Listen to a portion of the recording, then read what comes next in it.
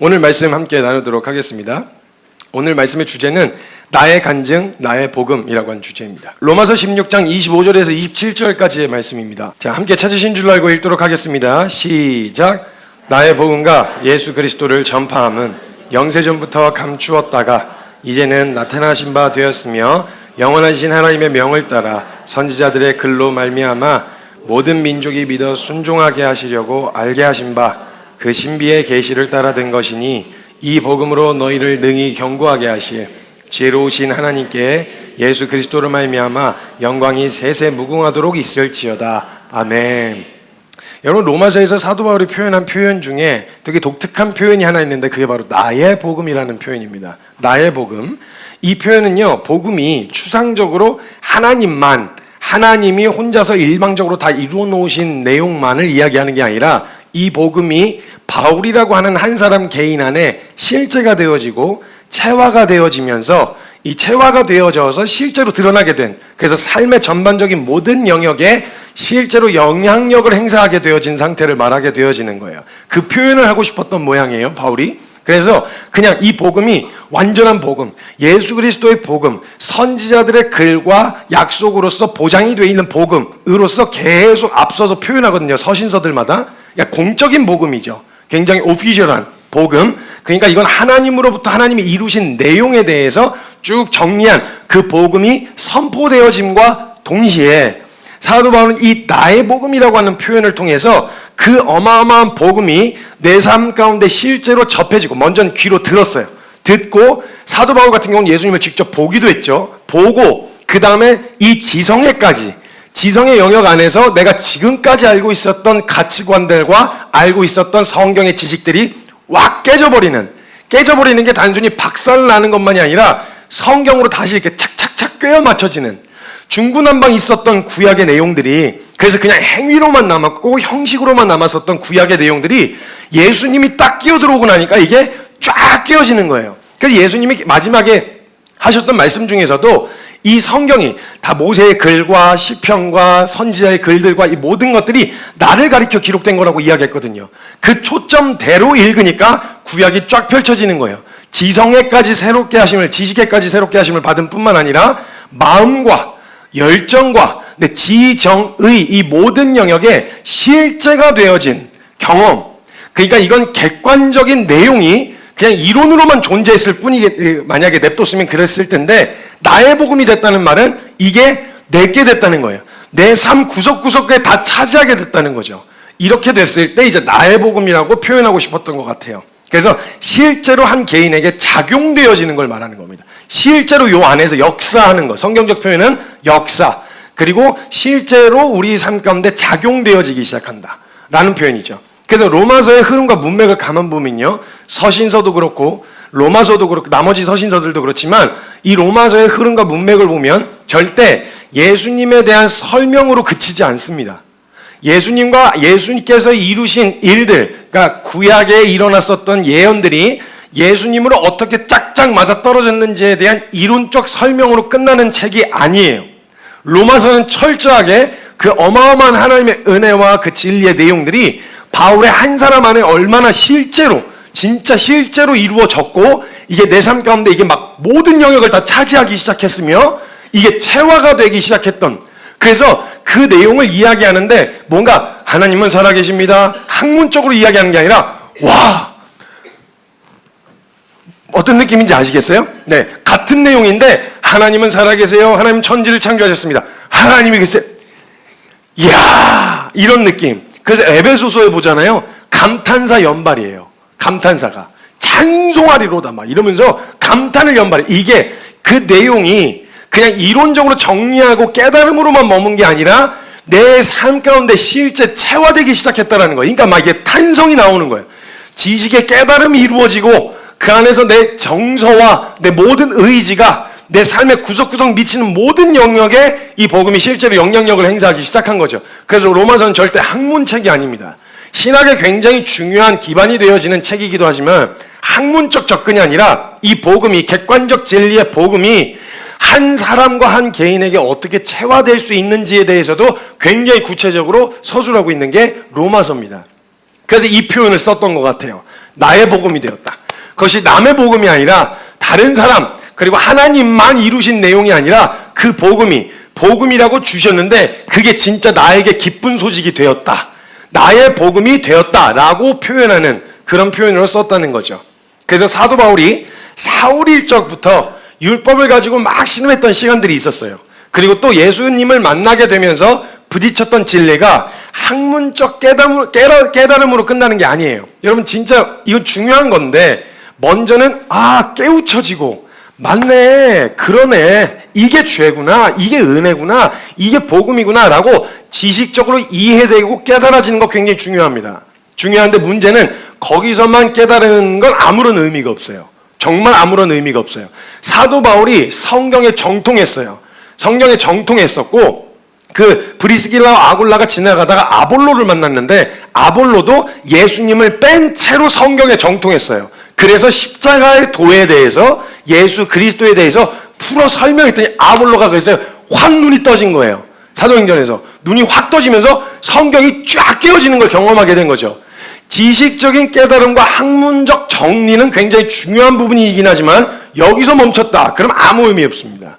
중요하지 않다는 말이 아니에요. 왜냐하면 그게 체화되기 위해 필요한 과정이기 때문에 그건 반드시 필요합니다. 그래서 공부해야 되고 성경을 알아야 되고 봐야 됩니다.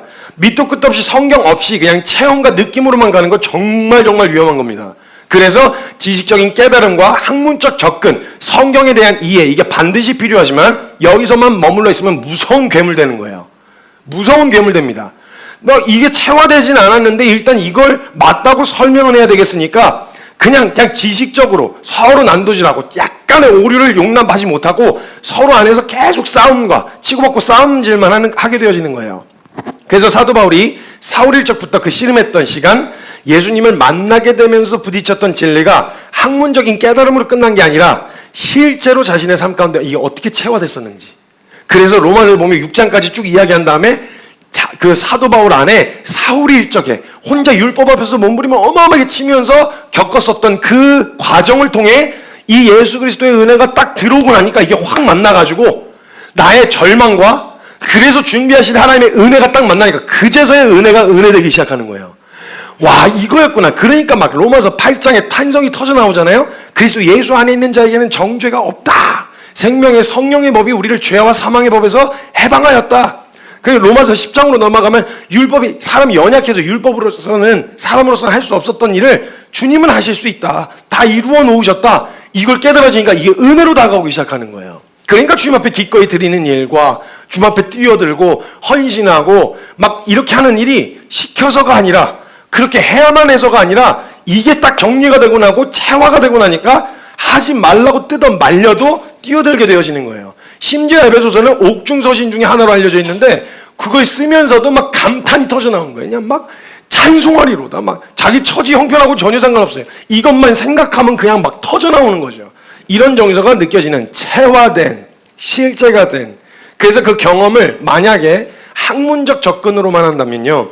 그래도 우리 성도님들께서 제가 말을 곱게 하는 게 아닌데 여기에 오시는 것과 또 청년들이 요즘 저같이 말하면 다 나가 떨어지는데 그래도 헌신하겠다고 뛰어드는 이유 중에 하나가 있다면 이 고민이 단순히 성경에 대한 설명이 아니라 저라고 하는 형편없이 모자란 제가 이걸 가지고 씨름을 해보면서 이거 뭐지?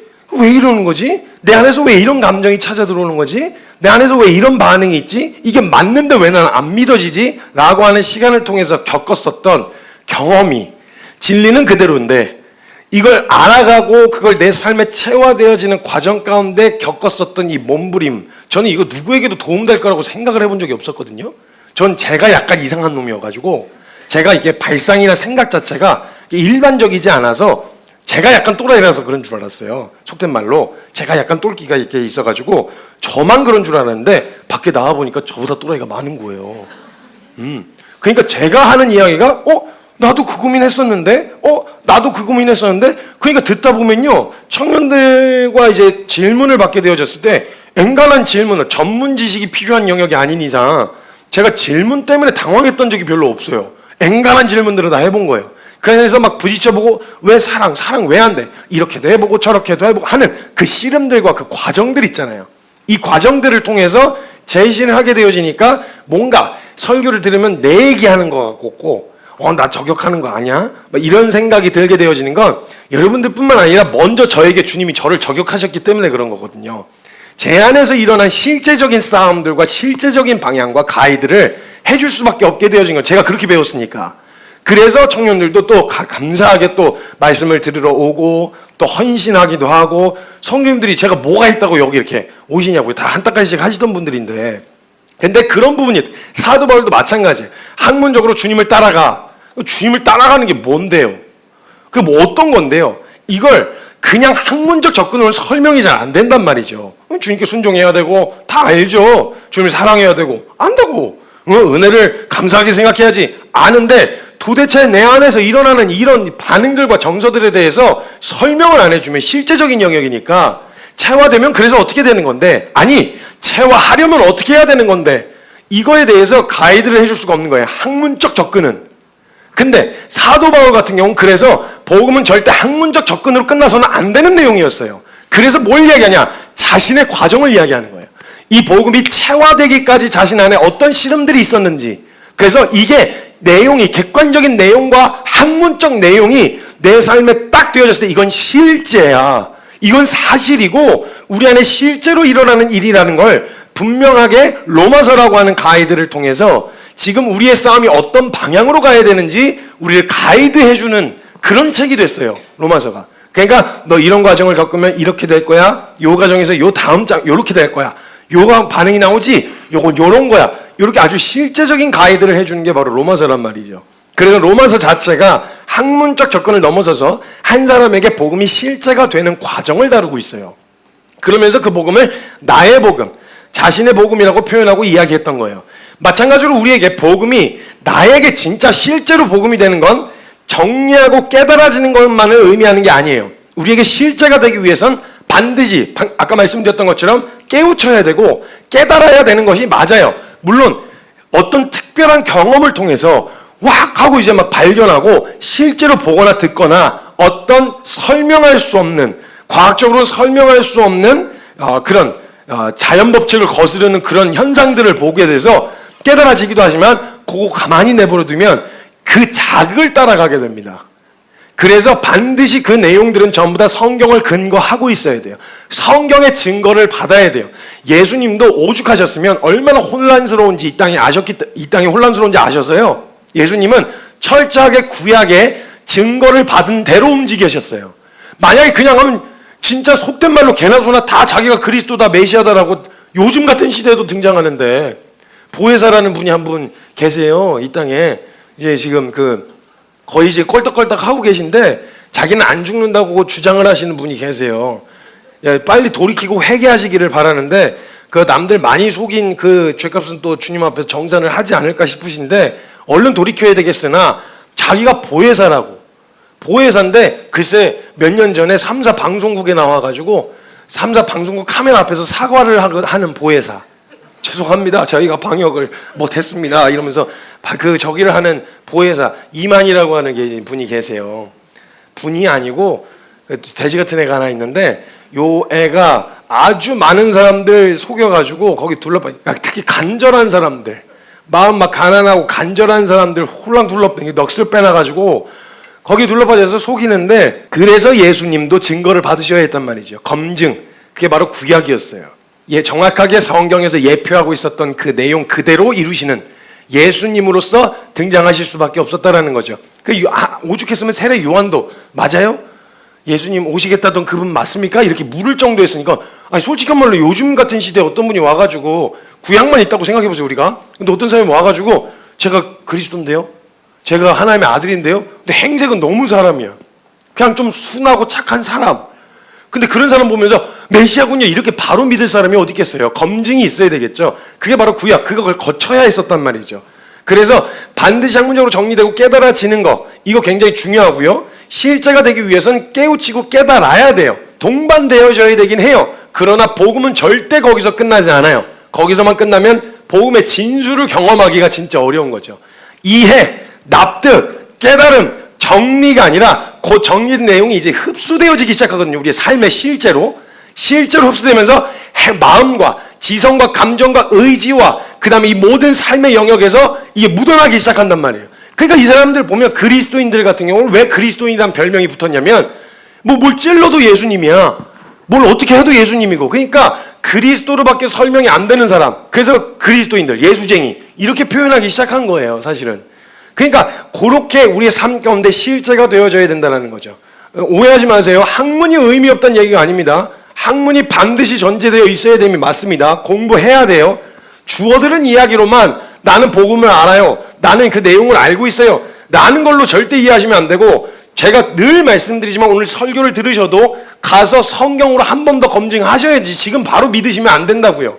알고 있는 내용을 제가 떠들면 이야기를 하는 거면 알고 있는 내용이니까 그래 있는 얘기지 라고 받으시면 되는데, 새로운 이야기를 들었다. 그러면 여러분 반드시 성경으로 검증하셔야 돼요. 왜냐면 저도 모든 영역을 입체적으로 보지 못해서 오류가 있을 수 있어요. 물론 그건 당연히 수정해야 될 일이고 하나님 앞에서 더 집중해서 준비해야 될 일이지만 검증을 반드시 성경으로 근거가 있어야 된단 말이에요. 그래서 우리의 느낌과 체험, 감정은 반드시 성경으로 설명이 되어야 합니다. 이게 안 되는 체험은 그냥 체험이에요. 어쩌면 그냥 우연히 일어났다고 생각해도 될 만한, 그게 정말 하나님으로부터 온 것인지 성경으로 설명 못하면 아주 위험한 상태가 되어질 수 있습니다. 또 자극과 또 감정 같은 걸 원하고 기다리게 되어진다는 거죠. 그래서 우리는 성경을 알아야 하고 그 기반이 준비되어 있어야 합니다. 그리고 깨달음과 정리되는 내용은 매우 중요합니다. 그러나 거기서 머물면 안 된다는 이야기를 반복적으로 드리는 거예요. 우리가 알게 되어지고 알아가는 복음의 모든 내용들은 우리에게 복음이 사실이고 실제일 때 아는 모든 지식들이 의미가 있는 거예요. 생각해 보세요. 여러분, 만약에 내가 컴퓨터에 아주 정통한 지식을 가지고 있어요. 근데 컴퓨터를 안 만져요. 그럼 도대체 알고 있는 그게 무슨 의미가 있냐고요. 내가 이걸 요리를 잘해요. 근데 요리를 안 해요. 요리에 대한 지식이 빠삭하게 있어요. 뭘 얼마나 넣으면 되고 뭘 이렇게 해야 되고 저렇게 해야 되고 라고 하는 지식이 빠삭한데 칼을 절대 안 잡아요. 무슨 의미가 있냐고요. 복음도 마찬가지예요. 그 학문이 우리 삶 가운데 실제로 적용되어지지 않으면 알고 있는 내용이 우리에게 무슨 내용이냐고요. 그럼 행함이 없으면, 그래서 죽은 믿음이라고 말하는 거예요. 그게 무슨 유익이 있겠냐. 아니, 알고 있는 내용, 복음이라고 하고 은혜라고 이야기하는데 너의 삶에 하나도 영향력을 행사하지 못하면 그 복음이 어떻게 너희에게 유익이 되겠으며 어떻게 그 믿음이 너희를 능히 구원하겠느냐라고 야고보서에서 이야기한단 말이에요. 이것처럼 우리가 복음을 알게 되어지고 깨닫게 되어지는 게 삶의 실제가 되어야 되는 건 굉장히 중요합니다. 사도 바울과 같이 사울일 때에 율법에 정통하고 알고 있었던 그 율법의 지식과 성경의 지식들이 예수님을 만나기 전에는 그저 학문에 불과했는데, 예수님을 만나고 난 이후로는 그가 가지고 있었던 지식과 경험들이 전부 자신의 삶 가운데 하나씩 체화되고 실제가 되어짐으로 인해서 그 복음과 그 알고 있었던 학문들이 전부 다 한 사람을 세우고 한 사람을 살리고 한 사람에게 복음이 실제가 되는 과정을 도울 수가 있고 지옥교회를 세우는 일까지 섬길 수 있었다는 거예요. 그래서 우리는 복음은 학문적 이해를 뛰어넘어서 실제가 되어야 합니다. 이걸 배워야 되거든요. 진짜 실제로는 어떤 신학교든 아니면 정말 우리가 성경을 배우는 곳이라면 성경에 대하여 이해하는 공부와 자료들은 많습니다. 많은데 상대적으로 그래서 우리의 삶 가운데 어떻게 체화될 수 있는가에 대해서 다루는 데가 많지가 않아요. 이건 진짜 중요한 부분인데 여기에다 포커스를 두지 않고 알아서 되겠지 뭐. 여기까지만 가르치면 될 대로 되면 뭐 되는 거 아니겠어? 이렇게 시간 지나면 되는 거 아닐까? 이런 생각을 갖는 경우가 많단 말이에요. 굉장히 중요한 겁니다. 실제가 되어진다는 거. 그럼 여러분, 우리가 복음이 우리의 삶 가운데 실제가 된다는 말은 어떤 말일까요? 제가 이걸 우리가 보통은 기독교적 용어로는 성화라고 이제 표현을 해요. 그 삶에 영향을 실제적으로 미쳐서 변화되어져 가는 거, 거룩해져 가는 걸 이거 성화라고 표현하는데, 제가 딱 1년 전에 그리스도인의 성화라고 하는 주제로 말씀을 전했었어요. 오늘 가셔서 한번 꼭 다시 보시면 좋을 것 같아요. 제가 거기서 1년 전에 그리스도인의 성화라는 주제로 말씀을 전할 때 제가 이 주제를 다시 묵상하게 되면서 그 영상을 살펴봤었는데, 그때 복음이 실제가 된다는 말은 현재 우리 삶 가운데서 실제적으로 복음과 하나님의 말씀이 영향력을 행사하게 되어진다는 거죠. 그러니까 말씀 때문에 일어나기도 하고 자기도 하고, 말씀 때문에 하기도 하고 안 하기도 하고, 말씀 때문에 가기도 하고 서기도 하고, 말씀 때문에 돈을 쓰기도 하고 쓰지 않기도 하고, 말씀 때문에 다가가기도 하고 다가가지 않기도, 선을 긋기도 하고, 이게 말씀이 사실로서 내 삶에 영향력을 행사하기 시작한 거잖아요. 그래서 말씀에, 그래서 양심의 가책을 느끼기도 하고, 그래서 중단하기도 하고, 그리고 뭘 더 해보기도 하고, 이것처럼 말씀에 의해서 영향력을 받고 그것이 우리의 삶 가운데 실제로 나타나게 되어지는 게 이제 말씀이 우리 삶 가운데 실제가 되는 걸로 나타나는 거죠. 이것도 복음이 실제가 되어지는 거 맞습니다. 그런데 그렇게 하다 보면요, 우리가 어디에 초점을 맞추게 되냐면 신앙의 성장, 그리고 성화, 이걸 어디다 초점을 맞추냐면 외형적인 변화에다 초점을 맞추게 되어집니다. 신앙의 외형적인 변화요. 그래서 외형적인 성장만을 추구하게 되어지는 위험성이 있는데, 여러분, 성품과 인격이 다듬어지고 우리의 생활이 덕이 되고 관계에서 이렇게 모남이 없이 뭔가 모나가지고 막 찌르고 이렇게 하는 거 없이 정말 두루두루 잘 지내고, 그리고 누가 봐도 반듯하고 너무 성품과 인격이 훌륭한 사람으로 되어지는 것 말이죠. 이거 말고 우리가 성화된다는 표현을 뭘 다른 걸 해볼 수 있을까요? 아니, 생각해 보세요. 우리가 만약 진짜 성화되어져 거룩하게 되어져 간다라고 이야기했을 때 다른 나쁜 짓 안 하고 도덕적으로 잘 살고 반듯하고 성품 좋고 인격 훌륭하고 잘 돕고 섬기고, 요거 외에 다른 뭘 생각해 볼 수 있을까요? 그러니까 우리가 만약 주님을 알아가고 복음이 실제가 되어지고 우리가 성장한다고 생각했을 때 모든 에너지를 다 여기다 쓰는 거예요. 여기다가 외형적으로 드러나게 되어지는 위로 자라는, 높이 자라는 위로 변화, 나의 드러나는 외형적 변화, 여기에다가 이걸 추구하게 되어진다는 거예요. 그런데 인간은요, 모든 영역에 완벽할 수가 없어요. 솔직한 말로 여러분, 여기에 선교사 자녀로 태어났거나 목회자 자녀가 있다거나 아니면 존경받는 목회자의 아내나 가족인 사람의 입장으로 생각했을 때 가끔은요, 영웅적인 신앙의 모델이 될 만한 사람의 이야기를 들으면요, 저 같은 경우는 선교사 자녀, 목회자 자녀들은요, 그런 이야기를 들으면 와, 영웅적이다, 멋있다, 이런 생각이 안 들고요, 아휴, 그 가족들은 또 얼마나 고생했겠어, 이런 생각이 먼저 들어요. 저 같은 경우는. 왜냐면 저는 그런 입장이니까 그 걸음을 걷기 위해서 야, 그걸 내려놓고 그걸 포기하고 그래, 저게 맞지 라고 하는데, 가끔 그 자녀 입장으로 보면요, 에휴, 그리고 매냥 멀쩡한 것 뭐 다 양보해버리는 거예요. 이상한 사람 집에 들여오고 멀쩡한 거 다 갖다 주고 후징어만. 그래서 아니, 그런 거 뭐가 생기면 그냥 가족만 생각하면 가족 먼저, 내 새끼 먼저 이렇게 챙겨줄 수 있는 거잖아요. 근데 정말 막 가끔은 신경질 날 때가 있어요. 그런 영웅적인 모습이 신경질 날 때가 왜 없겠어요. 가족 입장으로 목회자 자녀들로만 생각해봐도요, 아니, 가족 아플 때는 뭐 저기 한데 성도들 아프다 그러면 그냥 달려가는 아빠의 모습과 엄마의 모습을 보고 있노라면 목회자 자녀들도 어려워요. 선교사 자녀들도 마찬가지고요. 제가 한 번은 얘기해도 되나 모르겠네. 영상 나가가지고 MK 2명이 저에게 와가지고, 선교사 자녀 2명이 와갖고 저를 붙들고 막 펑펑 우는, 말씀에 은혜 받았다고 펑펑 우는 거예요. 자기는 절대 그렇게 살고 싶지 않았대요. 정말 헌신적으로 헌신하신 건 맞는데 부모님이 아이들을 데려갈 수 없는 아주 오지로 들어가는 날이면 밖에서 문을 걸어 잠그고 나가신 거예요. 애들이 나갈까봐. 그러니까 그 아이들 먹을 거랑 다 준비해놓고. 이거 나쁘다고 생각하지 마세요. 그런데 그렇게 헌신되게 섬기는 그 모습을 보면 정말 성사님들 정말 이야 이렇게 하는데, 자녀 입장으로 보면 이게 좀 그런 거예요. 그리고 제가 한 번은 도미니카에 갔었는데 거기서 선교사님 한 분이 순교하셨어요. 순교한 직후에 제가 갔는데 강도에게 총을 맞으셨는데, 그 강도에 총을 맞는 현장에 두 아들이 있었던 거예요. 아빠가 눈앞에서 총을 맞는 장면을 직접 목격을 한 거죠, 아이들이. 그래서 맞으면서 맞고 나서 아이들을 얼른 교회 지하의 교회로 들여보내고 교회 입구에서 숨을 거두신 거예요. 그 과정에 대한 이야기를 들었을 때요, 사람들이 뭐 여러 가지 막 문제들과 논쟁들이 막 있긴 있었는데, 제가 그 현장에 갔을 때 가신 분이야 주님 품에 안기셨을 테니까 너무 영웅적인 모습으로 성사님 순교하신 막 숭고한 뜻을 기리고 막 이러는데, 저는 한편 어떤 마음이 드냐면, 남겨진 사모님 어떡할 거야? 남겨진 애들, 그 현장을 목격했던 애들은 어떡할 거야?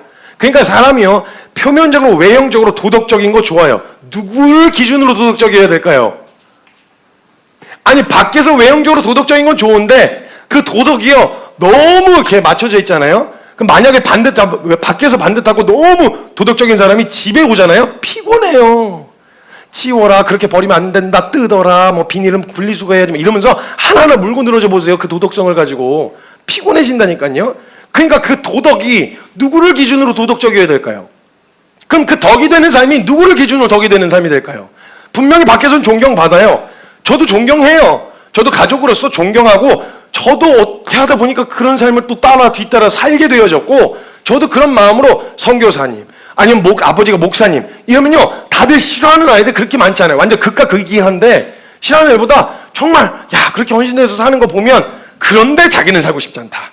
이런 생각을 갖는 아이들이 많단 말이에요. 아니면 저도 MK들과 PK들에 관심이 많다 보니까 그러면 그런 도덕성과 외형적으로 보이는 그런 영웅적인 순종의 걸음들이 다 좋은데 그 아이들에게는요 상대적인 거예요. 그러니까 상대적인 거. 그러니까 완벽할 수가 없단 말이죠. 그래서 그런 상황 가운데 딱 놓여지게 되어지면 가끔은 저도 좀 이기적이었으면 가족 먼저 생각했으면 이런 생각이 아니 이거 이렇게 되면 좀 얘기가 좀 이상해지는데요. 정말 잘 챙겨주시고 정말 저는 사랑받고 자란 타입이에요. 저는 원망이나 아쉬움이나 어려움이나 하나도 남아있지가 않습니다.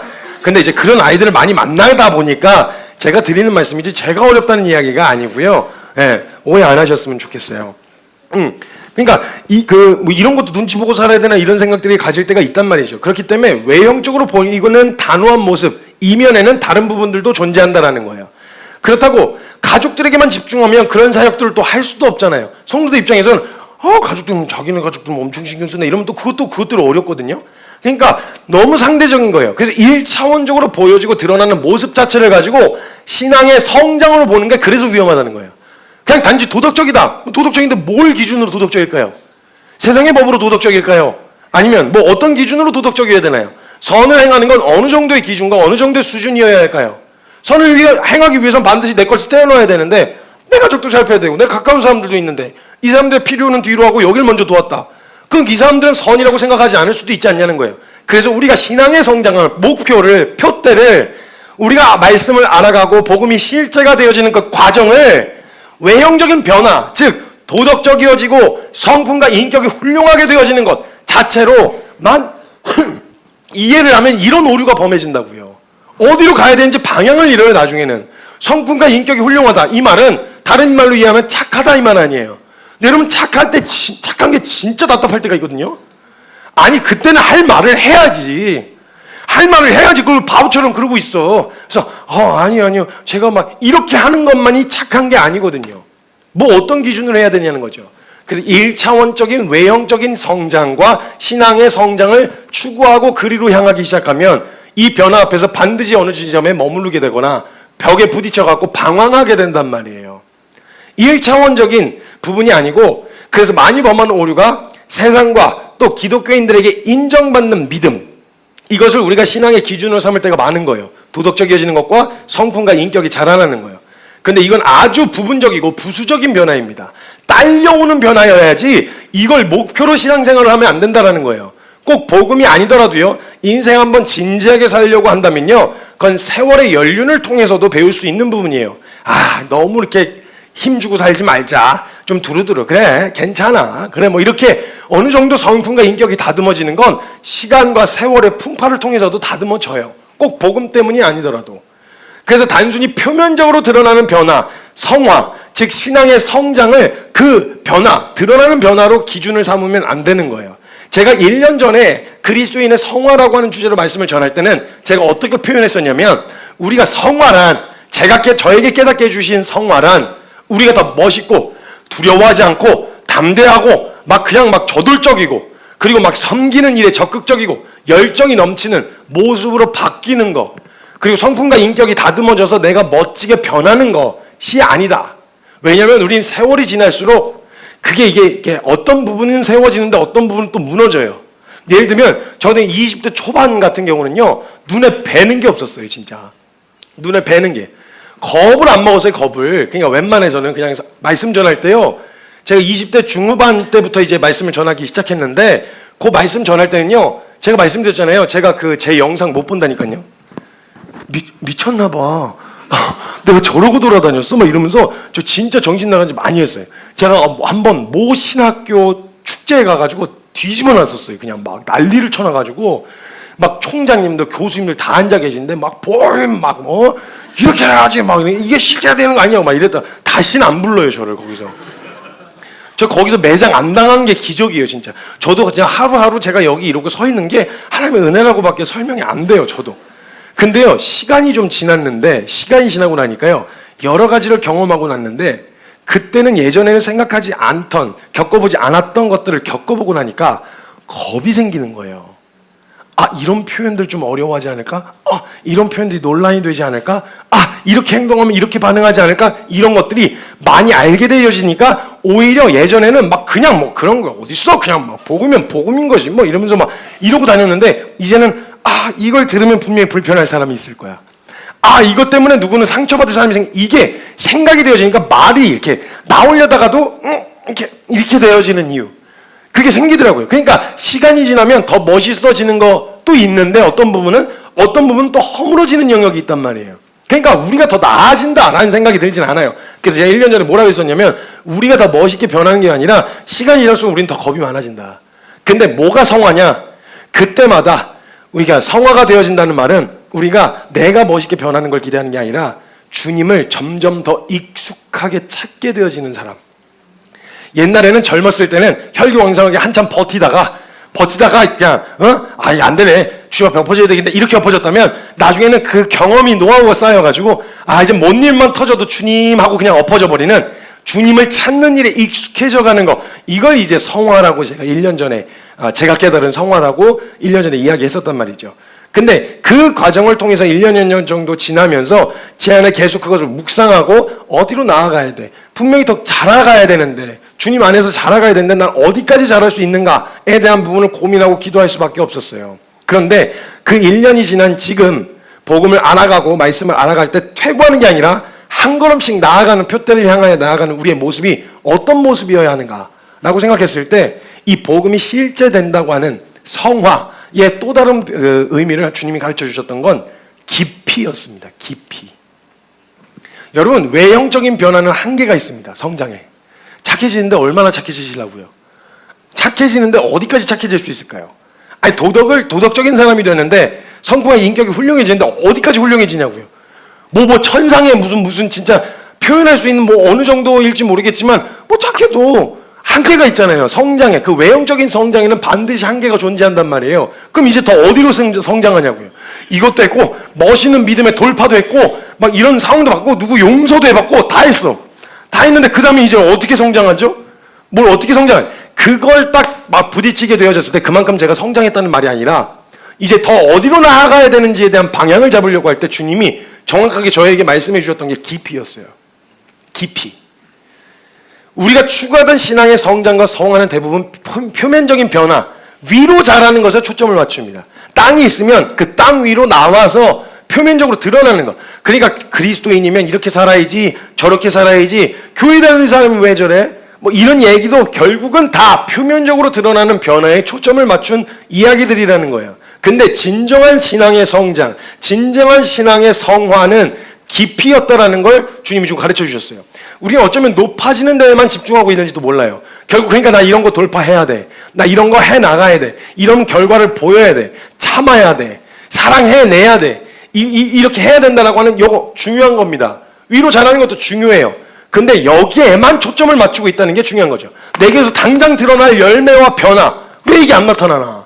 왜 이게 없나? 왜 이렇게 힘든가? 이 열매를 맺기가 왜 이렇게 힘든가? 그러면요, 위로 자라는 것만 초점을 집중하면 여기에 이 질문 앞에서 맥을 못 쳐요.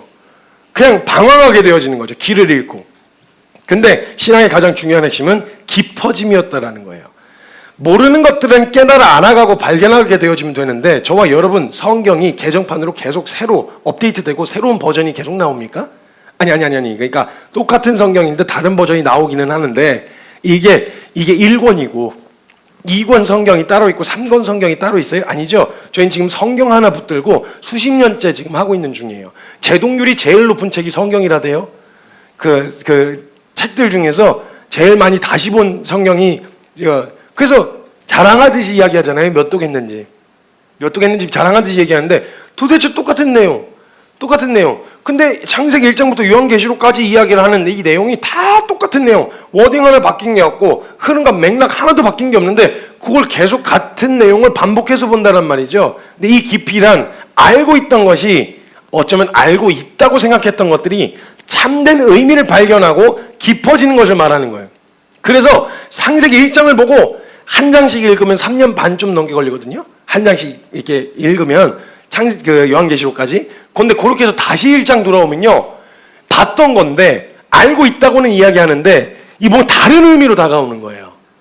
그러니까 그 창세기 1장 갖고 위로 잘하고 얼마나 그 깨달음이라고 하면 뭐 얼마나 대단한 걸 더 깨닫겠어요? 깨달음 그리고 외형적인 변화 이거 다 한계가 있는데 문제는 읽어도 새로운 거예요. 읽어도 새롭게 다가오는 거죠. 다른 내용이 보이고 오늘 내가 봐야 할 것들이 보이는 이런 의미를 발견하게 되어지는 걸 말하는 거예요.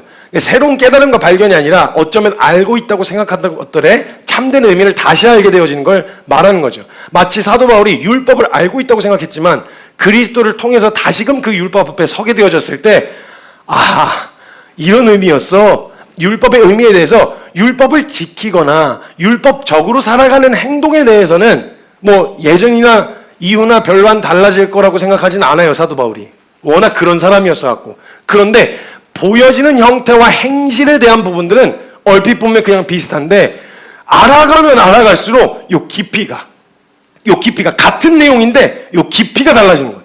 그래서 얘는 율법 하면은 율법은 지켜야 되는 겁니다. 그냥 무조건 지키세요 라고밖에 할 이야기가 없었는데 율법의 진짜 의미를 예수 그리스도를 통해서 경험하고 체화되어지고 나니까 내가 부딪히고 깨지고 그 시간을 통해서 막 은혜를 경험하게 되어지는 하잖아요. 율법만 딱 하면 그 단어 속에 떠오르는 그 간증들이 있는 거예요. 깊이요. 그러니까 단순히 율법에 대해서 설명하세요. 학문적인 설명. 율법은 죄를 깨달으라고 주신 겁니다. 이거 말고 율법이라고 했을 때 그 율법 앞에 섰을 때 몸부림치던 그 옳다고 하는 기준 앞에서 막 살아보려고 몸부림쳤던 그 시간들이 있는 사람은요, 율법을 딱 떠올리는 순간 그 간증들이 머릿속 아니라 가슴 안에서 지정의 이 모든 영역 안에서 그 간증들이 막 풀어져요. 그래서 그 율법 앞에서 몸부림쳤던 사도 바울의 고민이 있잖아요. 내가 아무리 하려고 했는데 안 돼. 오라 나는 공고한 사람이라 누가 나를 이 사망의 몸에서 건져내라 라고 이야기는 이 한 구절을요 학문적으로 이야기하면 사도 바울이 절망한 겁니다 라고 이렇게 쉽게 설명할 수 있겠죠. 율법을 절대 너의 힘으로는 지킬 수 없다고 이야기하는 설명하는 글이 되겠죠. 근데 이거 경험한 사람은요, 그 오라 나는 공고한 사람이라 누가 나를 사망의 몸에서 건져내라면요, 그 내 인생에 대한 그 처절한 절망을 맛봤던 그 시간들 있잖아요. 내가 주님 앞에서 선해지고 싶어서 하나님 앞에서 인정받는 어떤 그런 모습을, 그런 믿음을 가져보겠다고 처절하게 몸부림쳤었던 그 시간들과 그 과정들이 떠올라요. 그러니까 그 깊이만큼 물이 고여요. 이 깊이만큼, 골이 깊을수록 물이 많이 고이거든요. 이 절망의 깊이가 깊을수록 은혜의 물이 많이 고이는 거예요. 그래서 죄가 더한 곳에 은혜가 넘쳤다고 이야기하는 거예요. 하나님이 준비하신 은혜가 차별이 있다는 말이 아니라 동일한 은혜가 준비되는데 그걸 찾아먹는 사람이 실제가 되어서 진짜 그 은혜가 은혜되는 사람들은 이걸 확실하게 경험한 사람들을 말하는 거예요. 그러니까 학문적으로 다르진 않았을 거예요. 학문적 이해가, 접근이 다른 건 아닌데 그 경험이 있잖아요. 그 깊이, 그 하나의 워딩 안에 머물렀었던 그 치열했었던 그 시간들을 통해 얻게 되어진 깊이 있잖아요. 그래서 그 단어만 생각하면 막 그 시간이 생각나. 그 시간과 그 과정 안에서 막 몸부림치고 그랬었던 시간들이 생각나는 거죠. 성장은 높아지는 것만이 아니라 깊어지는 것이라는 걸 주님이 알려주셨어요. 근데 제가 사역을 하면서 저도 놓치고 있었던 게 대외적으로 드러나고 알려지는, 그리고 앞에 서는 일이 많아진과 동시에 사람들에게 나는 어떻게 보이는가, 말, 행동, 그렇게 거기에 신경이 곤두서고 쓰이는 건 어쩔 수가 없는 거예요. 왜냐하면 공적으로 해야 되는 역할들이 있으니까. 그래서 흔들리지 않는 모습, 단호하고 분명한 태도를 보이는 것에 에너지를 많이 쏟게 되어졌어요. 도덕적이어지는 것, 본이 되는 것, 단단해 보이는 것, 성품과 인격에 더 신경을 쓰게 되어지는 것. 근데 이 성장은 한계가 존재합니다. 어느 정도예요. 결국 성장할 수 있는데, 착해지는데 기준이 무한정 착해지는 게 아니란 말이죠. 그래서 우리의 성품과 인격은 어느 정도로 성장할 수 있을까? 위로 자라는 성장은 한계가 있습니다. 무한정 성장하는 게 아니라는 거죠. 보일 수 있는 믿음은요, 아무리 존경받을 만한 믿음이라도 한계가 존재해요. 무례한 사람을 참는다고 치죠. 그러면 계속해서 참는 거 외에 더 할 수 있는 게 뭐가 있죠? 아니 뭐 사랑한다고 고백하고 뭐 이야기를 하고 챙겨줘도 무례한데 더 이상 뭘 할까요? 거기서 한계가 존재하는 거예요. 위로 자라는 모습에 대해서는. 근데 만약 우리가 신앙의 성장을 위로 자라는 것에 초점을 맞추고 있었다면 그 한계에 부딪히고 나서는 그 이후 우리는 어떻게 신앙생활을 해야 하는지 어떻게 이어나가며 무엇이 성장하는지를 모르고 헷갈려 할 수도 있다는 거예요. 근데 만약 우리의 신앙의 성장을 깊이로 이해하기 시작하면요, 이 성장은 무한정입니다. 이 퇴보가 존재하지 않아요. 깊이를 생각하면요. 우리가 어쩌면 저는 매너리즘이요. 저는 뭐 신앙에서 뭐 못하겠어요. 이거는 위의 성장에 초점을 맞추고 있었는지도 몰라요. 위의 성장. 자라나는 눈에 보이는 성장 있죠? 도덕적, 인격, 성품 이런 거 다듬어지는 거. 그런데 이 깊이의 성장은 무한정입니다. 이 하나님의 은혜와 이거는 진짜 무한대로 준비가 되어 있는 거예요. 하나님의 은혜는. 우리에게 주고자 하시는 하나님의 말씀, 그리고 하나님이 우리에게 가르쳐주고 싶으신 하나님의 어떠하심, 그리고 이런 것들은 무한정으로 준비되어 있기 때문에 이 깊이는 무한정으로 성장할 수 있다는 거예요. 그러니까 같은 하나님인데 10년 전 알던 하나님과 지금의 하나님이 완전 다른 의미로 다가오게 되어지는 거죠. 예를 들면 이런 거예요. 하나님 살아계세요 라고 말하는 것과 하나님 진짜 살아계세요, 경험하고 나서 알게 되어진 똑같은 단어와 똑같은 문장인데 그 깊이와 농도가 다른 이런 성장을 말하는 거죠. 완전 깊이가 다른 거예요. 이런 관점으로 봤을 때 우리의 신앙의 성장이 위로 자라는 것은 표면적으로 드러나는 성품, 인격, 믿음의 선택, 태도의 변화라면, 깊이는 그것에 이르르며 겪는 처절함과 몸부림을 통해 얻는 은혜와 간증을 의미합니다. 어떤 내가 내 하나의 성품과 인격이 다듬어진다고 하는 결과적인 열매가 드러나기까지 거기 이르는 그 과정과 그 씨름들 있잖아요. 사람들은 이 열매만 바라보고 가면 과정을 그냥 덮어버리거든요. 근데 진짜 깊이는요, 그 과정에서 나오더라고요. 그 처절했던, 내가 이렇게 됐다라고 하는 열매를 사람들은 강조하고 이렇게 했더니 이렇게 됐습니다가 아니라 거기에 이르르기까지 막 몸부림쳤던, 막 애쓰고 막 가슴을 치고 막 괴로워했었던 그 과정들이요. 그 과정들이 간증으로 남아있더라고요. 거기서 깊이가 결정된다는 거예요. 그래서 사람들은요, 성품과 인격이 달라졌으면 사람들은 많이 바뀌었네, 야 네가 바뀌었으면 진짜 하나님 살아계신가 보다, 뭐 이런 식으로만 접근하고 단편적으로만 이야기할 수 있겠지만요, 죄인이었을 때 반응하던 반응대로 반응하지 않기 위해서 몸부림쳤던 시간 있잖아요. 이전 같았으면 예이씨 하고 그냥 다 둘러 엎어버리고 그냥 말았을 텐데 이거를 막 부들부들하면서 막 참고 견디면서, 사람들은 이렇게 안 한, 예전처럼 반응하지 않은 모습 보고 많이 바뀌었네 뭐 이러고 말 테지만, 나는 그 모습이 나오기까지 막 겪었던 막 몸부림 있잖아요. 입 막 부들부들하면서 막 손을 움켜쥐고 막 눈이 시뻘개지면서 막 참아내려고 몸부림쳤던 그 과정 있잖아요. 그 과정을 통해 나타난 변화잖아요. 그래서 남들에게는 단순히 성품과 인격의 변화라고 할 수 있겠지만, 나에게는 그 변화를 생각하면 지나왔던 과정이 함께 떠오르는 거죠. 깊이가 다른 거예요. 깊이가. 착해야 돼! 이 정도가 아니라고요. 그냥 사람들에게 보이기 위해서 착한 거 말고요, 진짜 주님 앞에서 자라나는 복음을 듣고 말씀 앞에서 몸부림치면서 세워졌던 내용들 있잖아요. 이 깊이가 다른 거예요. 사랑 하나만 해도요, 단어는 똑같은 사랑인데요, 이게 시간이 지날수록 정말 올바른 방향으로 가고 있으면 깊이가 달라져요. 얘기하는 깊이가. 한 사람인데요, 한 사람 옆에 있는 요 한 놈인데 날마다 새로운 모습을 보는 거예요. 야, 날마다 이상한데 이렇게까지 이상할 수가 있구나라는 걸 매번 보게 되어지잖아요. 그러면은 사랑해야 되는데 이전 사랑 갖고는 안 돼요. 새로 또 사랑을 하려고 해야 된단 말이죠. 매번 새로워. 야, 너 정말 새롭다. 나 네 주님인 줄. 야, 매일 새로워, 네. 야, 어떻게 이렇게 넌 날마다 죄인이다, 정말. 얘가 가장 가까이에 있는데 양파 껍데기 마냥 까도 계속 새로운 모습이 나와. 이렇게나 더러웠어? 야, 어제와 또 다른 더러움이다. 이렇게 또 말이 안 통해? 어제하고 진짜 또 다른 답답함이네. 이런 식으로 한 사람 안에서만 해도 새로운 것들을 계속 경험하게 되어진단 말이에요. 그럼 그 경험하는 시간들을 통해서 까도 모르겠는 그 옆에 있는 사람을 경험할 때마다 사랑이란 단어는 하나인데, 그 사람을 사랑하는 과정 속에서 겪는 몸부림으로 인해 사랑이라고 하는 단어 안에 있는 의미가 깊어지는 거예요. 사랑한다 라고 말하는데, 이전에는 요것만 알고 사랑한다 그랬는데 이제는 이것도 알고 이것도 아는데 사랑하는 거예요. 그리고 또 시간이 지나면 이것도 알고 저것도 알고 이것도 알고 저것도 아는데 사랑한다. 그러면 그 사랑한다의 똑같은 고백인데 깊이가 달라지는 거죠. 우리의 이 신앙의 성장은요, 무한정입니다. 무한정. 이건 계속 자라나요. 물이 닿는 데까지 뿌리를 내리거든요. 위로 자라는 데는 한계가, 비옥하면요 뿌리 많이 안 내려도 쭉 빨아들이니까 위로 쭉 자라는데 그 큰 나무들도 한계가 있어요. 무한정 성장하진 않아요. 근데 뿌리는요 물이 있는 데까지 자랍니다. 물을 만날 때까지 찾아요. 그래갖고 나중에 막 아무리 낮은 나무라도요 잘못 뽑으면요 뿌리가 막 이리저리 막 저기까지 막 가 있고 막 이래요. 뿌리가 그렇다는 거예요. 그래서 깊이 주님을 사랑한다는 말 속에도 이전과 똑같이 고백했었던 고백이 있었단 말이죠. 어렸을 때 못 모르고 했던 고백들. 주님 사랑해요.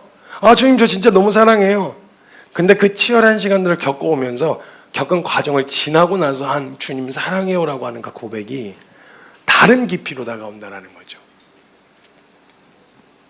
그래서요 사랑이라는 단어만 들어도요 말을 다 할 수는 없는데 그 나와 주님만 알고 있는 그 시간을 지나왔었던 그 간증, 깊이가 있는 간증이 있단 말이죠. 주님을 사랑한다는 말 속에도 똑같은 거예요. 여러분 찬양을 한 소절을 불러도 성가대에서 만복의 근원 하나님 이러면서 이제 성가대 앞에다 놓고 막 가운 입고 막 만백성 찬송들이 하는 건 다 좋은데 어떤 찬송은요 여러분에게 한 소절만 반주가 있지도 않은데 찬양 가사 한 소절만 딱 던져도 눈물 왈칵 쏟아지는 찬송들이 있거든요. 같은 문장인데 그 찬송 부르면 눈물부터 쏟아지는 간증이 담겨있는 찬송이 있단 말이에요. 그게 바로 깊이인 거예요. 삶의 과정 속에 오늘의 결과가 있기까지 얘 간증들 말이에요. 그냥 하나님이 이렇게 해서 이렇게 상황 바꿔주셔서 이런 거 말고 내 신앙이 위로 자라고 대단하게 멋있게 위로 자란 건 아닌데 그 위로 자라기까지 안에서 막 뿌리를 깊이 내리던 거기서 허우적거든 가장 어두운 땅 속에서 물을 찾아 허우적대던 그 깊이 말이에요. 이 뿌리의 깊이, 이 깊이가 신앙의 가장 중요한 핵심이라는 걸 알려주셨어요.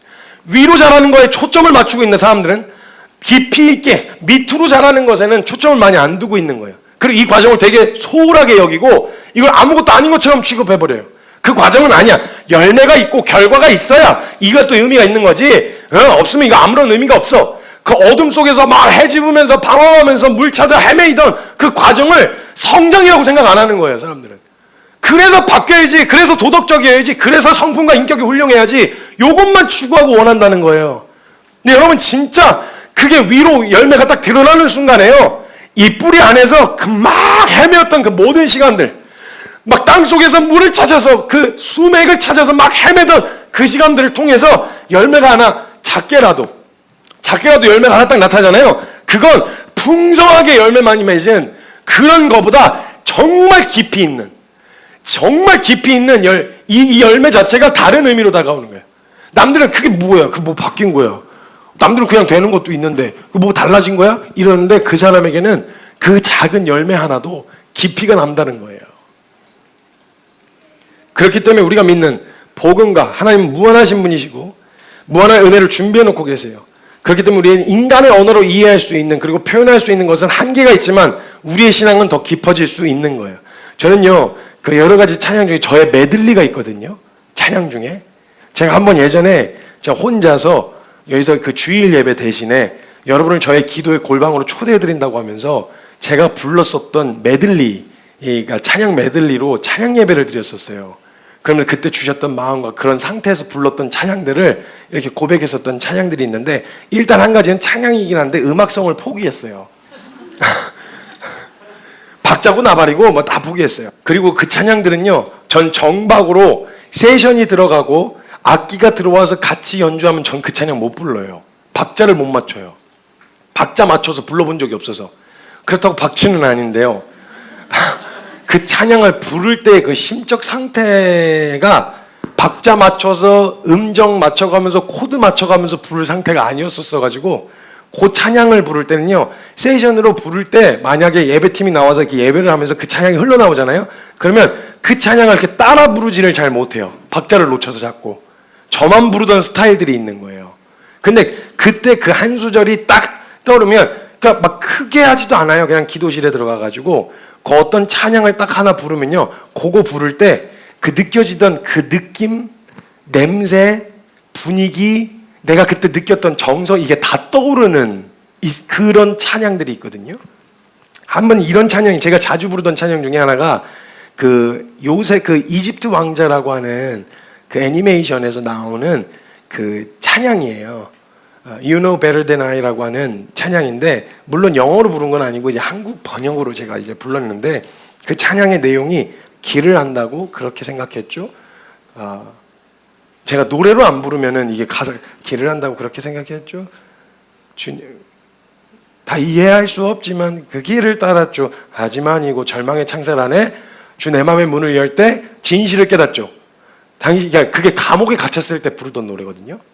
근데 제가 그걸 부를 때 항상 어떤 상태였었냐면, 일단 제가 진짜 농담이 아니라 여름부터 가을까지는 예초기를 책가방처럼 들고 다녔다고 생각하시면 돼요.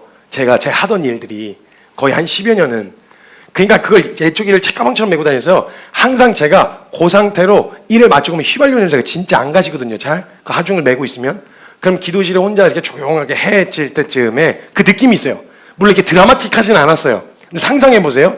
학교 거기에 그 교실 같이 생겨먹은 그 학교 거기에 기도실이 있었는데, 거기에 이렇게 들어가면요, 이게 해가 이렇게 지는데 서쪽으로 이게 서쪽으로 이렇게 지는 이게 노을이 있는 그때가 일과를 마치니까, 그럼 그러고 이제 진짜 잔뜩 막 노가다로 피곤해갖고 거기 들어가 앉아가지고 있으면요, 그 예초한 풀 냄새, 그다음에 휘발유 기름 냄새, 그리고 막 땀에 쩔어가지고 땀 냄새, 뭐 요렇게 앉아가지고 거기서 뭘 기타를 그리고 기타가 뭐 좋은 기타 이런 게 아니었고, 어디서 주워온 거 막 10,000원짜리 막 20,000원짜리 이런 기타여가지고 줄이 또 그냥 막 땅과 하늘처럼 이렇게 떠 있어요. 이렇게 공간이 분리가 돼 있어. 잡으려 그러면 손가락 터져요, 막 진짜.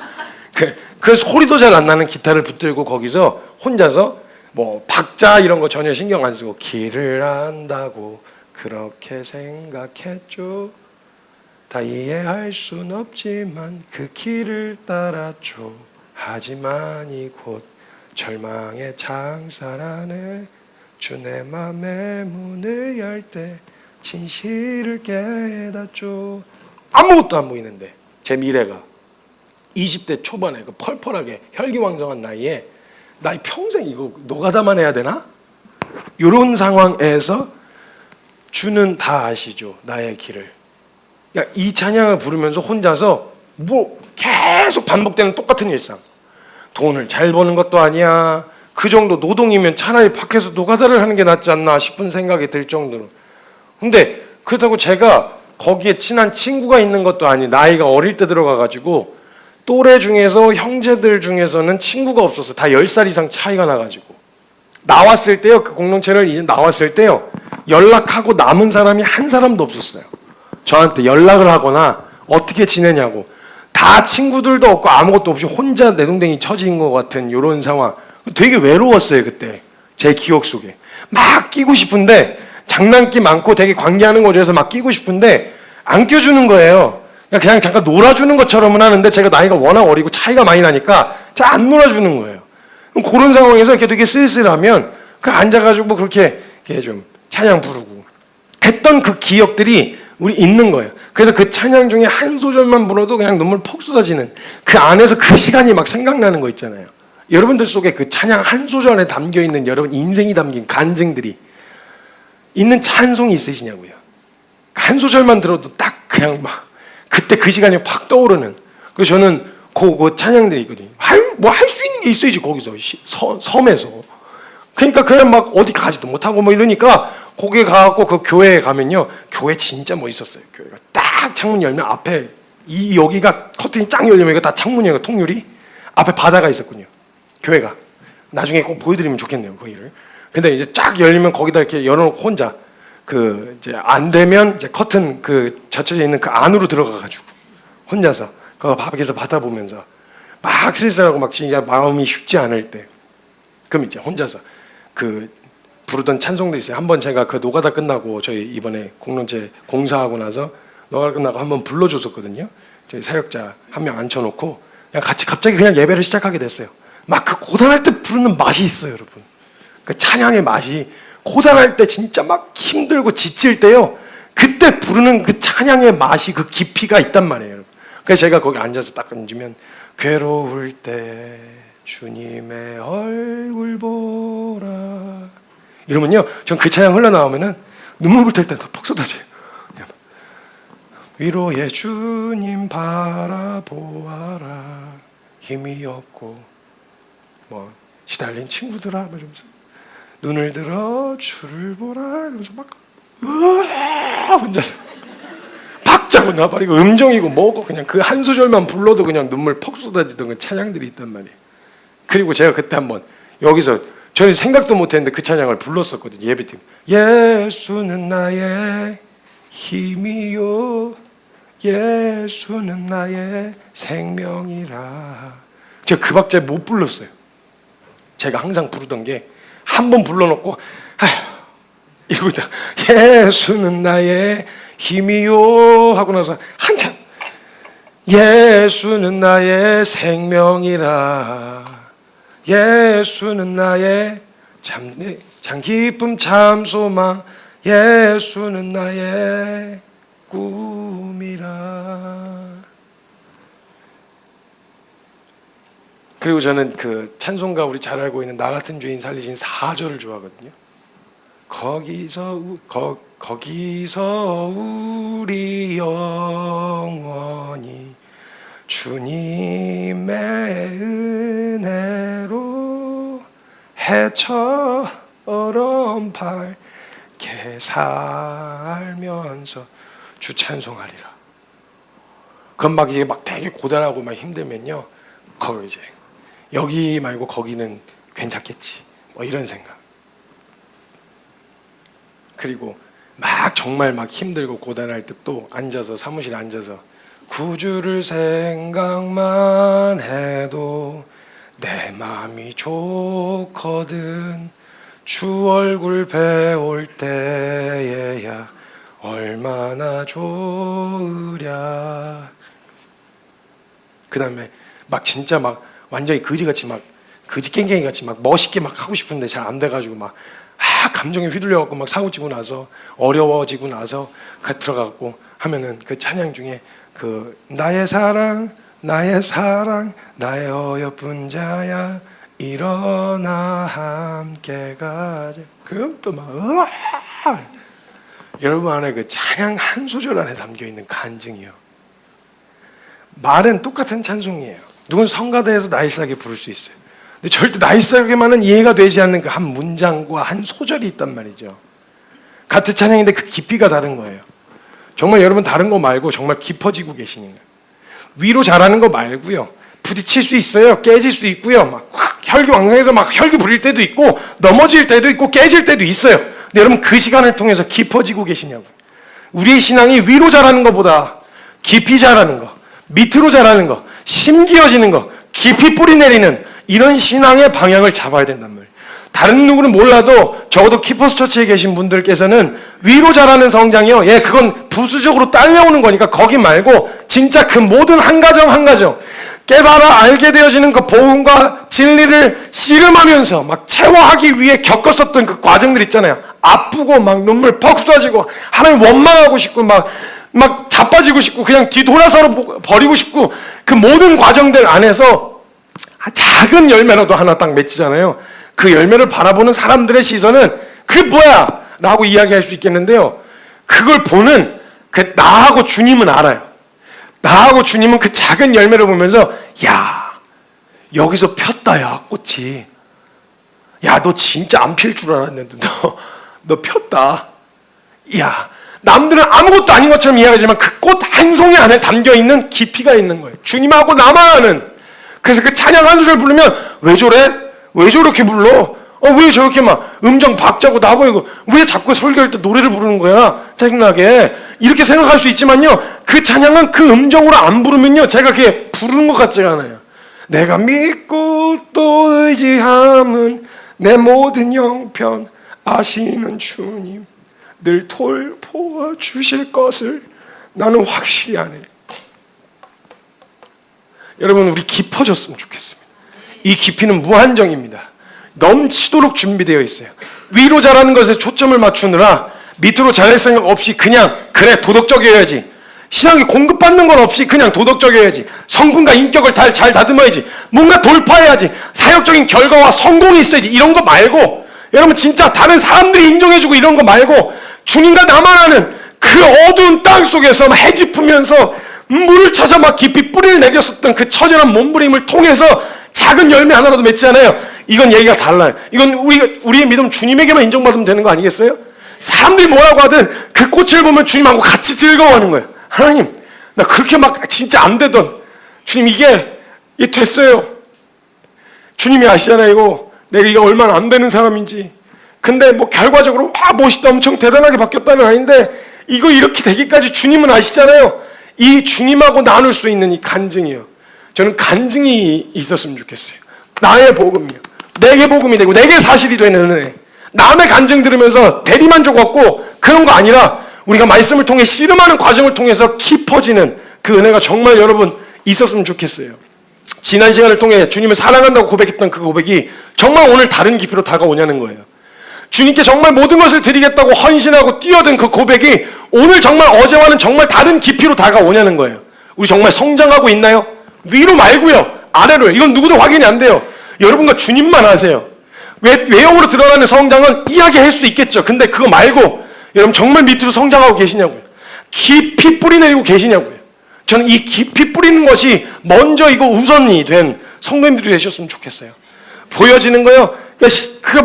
물론 그렇다고 너무 신경 안 쓰면 좀 또 어려워지긴 하니까 조금 신경 쓰는데 거기다 초점을 너무 두지 마시고 우리의 가져야 할 신앙의 가장 중요한 핵심은 깊어지는 거. 여기에다 있으셔야 되는 듣던 찬양 중에 자주 부르던 찬양 중에 나의 삶에 나눌 수 있는 간증이 묻어 있는가 질문하셔야 돼요.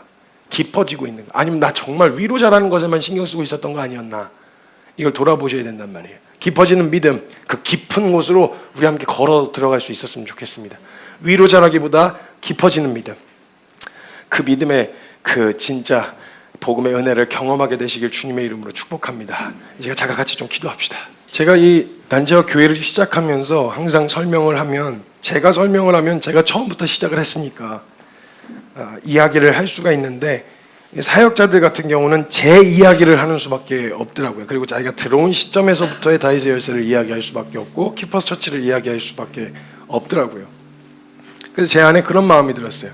누구의 간증을 이야기하는 거 말고 너희들의 간증이 있었으면 좋겠다. 그래서 다윗의 열쇠라고 하는 단체 안에서는 각 팀이 존재하는데 팀마다 이름을 새로 다 지으라고 그랬어요. 각 팀마다. 너희는 독립적인 단체라고 생각해라. 그리고 그 단체 안에서 주님이 인도하시는 그 걸음과 과정에 남들은 설명 못하고 너만 설명할 수 있는 그 간증을 만들어내라. 그래서 모든 팀이 존재하는데 모든 팀마다 딱 각기 다른 이름들이 갖고 있어요. 그 이름들을 가지고 극단, 그 다음에 문화예술이 극단이군요. 문화예술, 그 다음에 비즈니스, 예배팀, 미디어팀, 다음 세대팀 그 각기 이름들을 다 가지고 사역을 해요. 그 이야기를 하려면 그 사람만 설명할 수 있어요. 그 사람과 주님만 하는 간증이 있거든요. 그 이름, 더키즈, 유치원 하면 전 잘 몰라요. 그걸 설명하려면 그냥 역사적인 객관적인 역사밖에 설명을 못해요.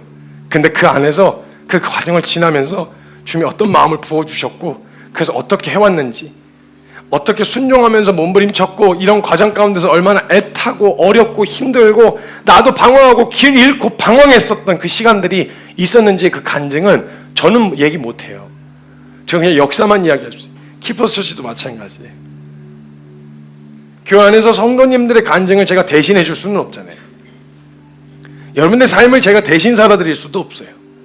근데 한 가지 다른 거 말고 우리의 신앙의 모든 초점이 위로 자라는 게 아니라 깊어지는 데다가 집중하셔야 돼요. 그래서 그거 하나만 생각나도 다시 털고 일어날 힘이 그래 사실 그때도 버텼는데 사실 그래 그때도 했는데 뭐 못할 게 뭐가 있겠어 하면서 다시 일어나 걷게 만들 수 있는 우리 안에 있는 그 깊이 있는 간증 말이죠.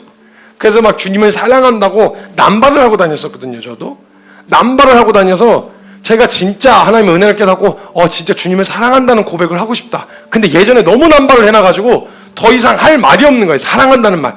그때 제가 찬송가를 보게 된 거예요. 그 찬송가에 나랑 똑같은 마음이었을까? 이 찬송가 저자가 거기 이렇게 적어놨다고요. 어제보다 더, 오늘 더 사랑합니다.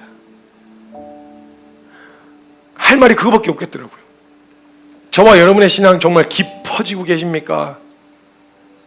어떻게 보일까? 사람들이 나를 어떻게 판단할까? 이런 거 말고 정말 주님과의 관계 안에서 깊어지고 계십니까? 그래서 한 걸음, 한 싸움, 한 상황, 문제 직면하게 되어졌을 때 그냥 끝나는 것이 아니라 시간 지나서 괜찮아졌다가 아니라 그 시간을 지나고 나면 항상 주님과 나만 하는 그 간증과 그 스토리가 남아 있습니까?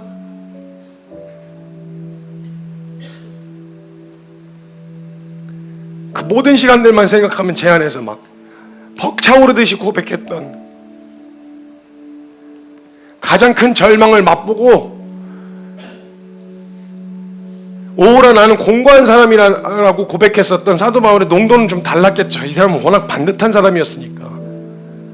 근데 그 시간 가운데서 그걸 깨닫고 나서 아 성규야 너가 할 수 없다는 거 깨달았어?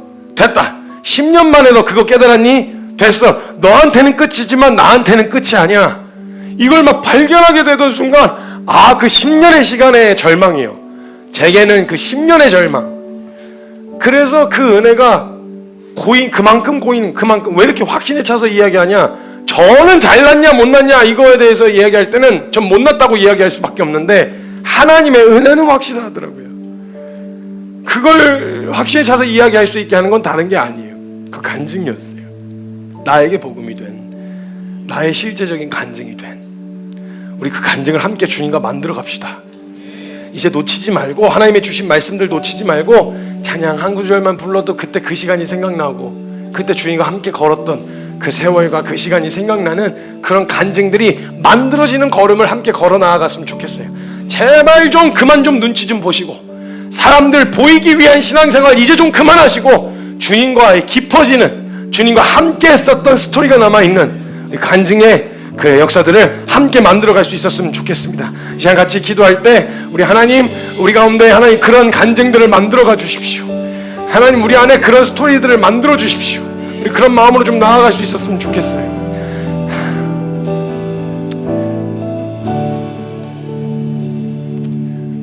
이 이야기는 꼭 해드리고 싶었던 마음이 있었어요. 이 공동체 안에서 훈련을 받고 있는 친구들이 무전여행을 떠났었습니다. 노숙을 하고 이제 돌아다녀야 되는 그런 상황에 놓여졌었어요. 저희가 보통 그런 무전여행을 떠나게 되어질 때 사이렌이 울리면 5분 안에 튀어나오고 복귀하라는 명령이 있을 때까지 계속 돌아야 되는 그런 훈련이었어요. 근데 보통 저희가 그런 무전여행 갔을 때 되게 드라마틱하게도